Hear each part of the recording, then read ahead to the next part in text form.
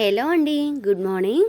ఈరోజు నా వీడియో వచ్చేసి వైజాగ్లో ఉన్న ఆర్కే బీచ్ ఎదురుగా ఉన్నటువంటి మ్యూజియంస్లో ఇదొక మ్యూజియం. ఇది ఓల్డ్ పెయింటింగ్ మ్యూజియం అంటారంటండి.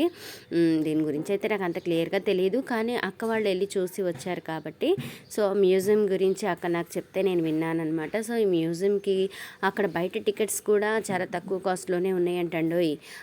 అయితే మనం చూడడానికి వెళ్ళినప్పుడు సందర్శనార్థంగా అక్కడ 2-3 మ్యూజియాలు అయితే ఉన్నాయని చెప్పి అక్క చెప్పిందనమాట. వీటన్నిటికీ ఒక ప్యాకేజ్ కింద టికెట్స్ తీసుకుంటే మాత్రం చాలా తగ్గుతుంది అని కూడా నాకు చెప్పిందనమాట. సో నాకైతే ప్యాకేజ్ కూడా బాగానే నచ్చింది.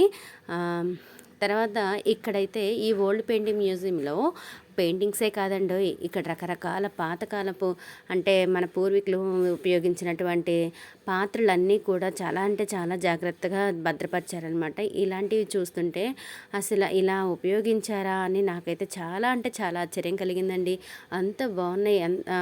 వాళ్ళు ఉపయోగించినవి కానీ ఆ కళాఖండాలు ఆహా ఎంత బాగున్నాయి అంటే చూడడానికి కూడా చాలా అంటే చాలా బాగున్నాయండి. పాత ఓల్డ్ కెమెరాస్ కానీ టీవీలు అన్నీ కూడా చాలా బాగున్నాయండి. నాతో పాటు మీరు కూడా ఒక లుక్ వేసేసేయండి, ఓకేనా? నా వీడియోస్ కనుక మీకు నచ్చినట్లయితే లైక్ చేయండి, షేర్ చేయండి, సబ్స్క్రైబ్ చేసుకోండి, మర్చిపోకుండా గంట సింబల్ కొట్టండి.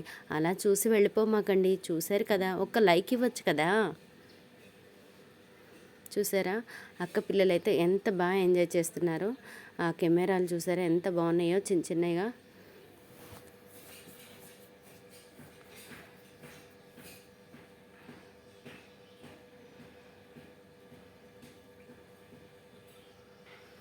ఆ ఫర్నిచర్ చూడండి ఎంత అందంగా ఉందో చూడడానికి. ఇవన్నీ ఇత్తడివి పెయింటింగ్స్ చూడండి ఎంత అందంగా ఉన్నాయో కదా, ఎంత బాగా ఉన్నాయో ఈ చిత్రలేఖనాలు. ఇందులో చాలా వరకు నాకు తెలియనివే ఉన్నాయండి. ఇవన్నీ వీడియో చూస్తుంటే ఆహా నేను కూడా ఎప్పుడు వెళ్ళి చూస్తానా అని ఆశగా ఉంది నాకైతే.